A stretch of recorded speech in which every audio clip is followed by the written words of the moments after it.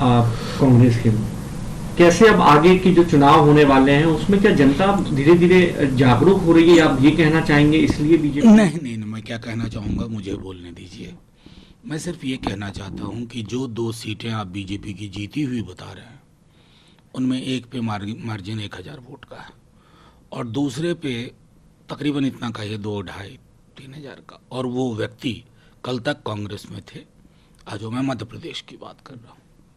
तो कुल मिलाकर के अगर आप देखें तो स्पष्ट है चीज़ें। मुझे दुख इस बात का है कि ये चीज़ें मैंडेट में भी आई थी लोकसभा के, लेकिन प्रधानमंत्री जी का दिल है कि मानता ही नहीं।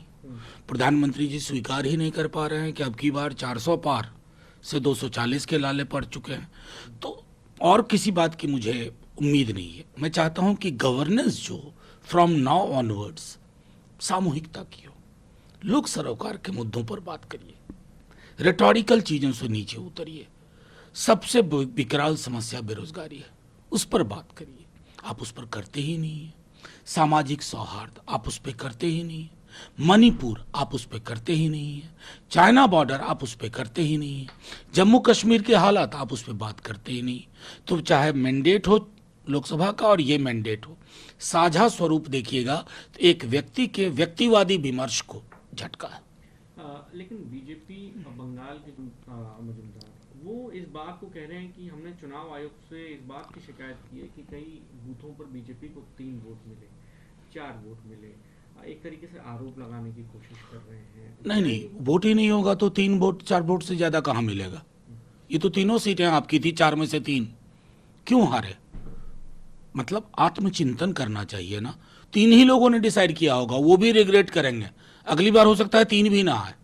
तो ये शिकायत करिए तो कुछ पुख्ता यकीन हो। ऐसे ही कि सिर्फ हमको 3 वोट आए 4, ये शिकायत बेमानी है। सर, ओवैसी साहब कल महाराष्ट्र में रखी मुसलमानों के रिप्रेजेंटेशन की, उनका ये मानना है कि 14% मुसलमानों में से 4% भी पार्लियामेंट के अंदर जो है उनका रिप्रेजेंटेशन नहीं है। अपर कास्ट ओबीसी बराबरी पे आ गए हैं, मुसलमानों को सोचना चाहिए। क्या ये जो वो बात कह रहे हैं कि चिंता की नहीं, बात है मैं क्या? सीधी सी बात कहूं, बीते 10 वर्ष में देश के विमर्श को बहुत गदला कर दिया गया। गांव गांव बट गए, घर बट गए, दीवारें खड़ी हो गई, नुकीली दीवारें, उसको तोड़ने का काम चल रहा है।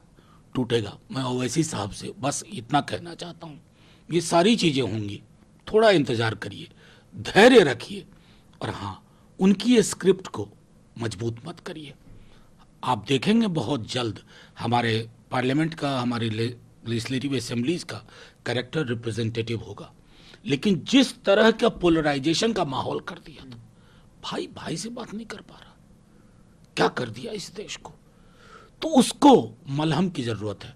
और मैं आपको यकीन दिलाता हूं, जब तक अगला चुनाव होगा, ये जो चिंता है ना, कितनी जेन्युइन चिंता है ओवैसी साहब की मैं नहीं जानता, क्योंकि वो तो अपने किले में महदूद है। उनकी चिंता का निराकरण होगा। सर, जम्मू कश्मीर में जम्मू कश्मीर के तमाम जो नेता हैं इस पर चिंता व्यक्त कर रहे हैं। कई लोग तो कह रहे हैं ये म्यूनिसिपैलिटी की तरह एकदम नहीं बंद नहीं, है। देखिए, ये एक्सपेरिमेंट कर रहे हैं कोऑपरेटिव फेडरलिज्म के नाम पर। इन्होंने ये एक्सपेरिमेंट, पहले तो अव्वल राज्य का दर्जा ले लिया, हम सब ने सदन में अपनी चिंताएं रखी। नॉर्मैलिसी नॉर्मैलिसी नॉर्मैलिसी, ज़मीन खरीद लेगा, ये कर लेगा, वो कर लेगा। आज हालत क्या है? आम शहरी मारा जा रहा है, हमारे जवानों की शहादत होती है। आप तो निवृत्त हो लेते हैं, माल्यार्पण किया, तिरंगे में लिपटा हुआ शव जब घर जाता है, उस घर पर क्या बीतती है। तो कमोबेश अगर आप देखें, सरकार क्लूलेस। तो क्या करते हैं? क्लू कहाँ मिला आपको? राज्य सरकार, मतलब एलजी को अधिक अधिकार दे दो। ये दिल्ली में प्रयोग कर चुके हैं। मैं तो कहूँगा इनकी पूरी की पूरी नीति और नीयत है कि राज्य नाम की अवधारणा को खत्म कर दिया जाए। जो है हम हैं, यहीं से सब चलेगा। दिल्ली या दिल्ली के जो वहाँ पर वो जैसे नहीं, ब्रिटिश पीरियड में था कि वाइसराय का काम, वही सिस्टम ये इनके दिल के अंदर वो बैठा हुआ। सर, एक आखिरी सवाल लूँगा आपसे। अपोजिशन हमेशा बीजेपी पर और प्रधानमंत्री से एम्प्लॉयमेंट की बात करती रही है। कल उन्होंने एक जिक्र किया आरबीआई की रिपोर्ट के हवाले की, 8 करोड़ नौकरियां जो हैं अब तक दी गई हैं। ये अपोजिशन पे कहा कि ये विकास से दूर रहते हैं, इसके अलावा उन्होंने इस बात का भी जिक्र किया कि जैसे जैसे इंफ्रास्ट्रक्चर बढ़ेगा, नौकरियां बढ़ती जाएंगी। आप प्रधानमंत्री के पद पर बैठे व्यक्ति को झूठ नहीं बोलना चाहिए, वो झूठ बोल रहा। खुद अनएम्प्लॉयमेंट का डेटा क्या कहता है? अब युवा जो सड़कों पे है ना, उसको बताइए कि ये फलानी रिपोर्ट आई है, तुम सबको रोजगार मिल चुका है।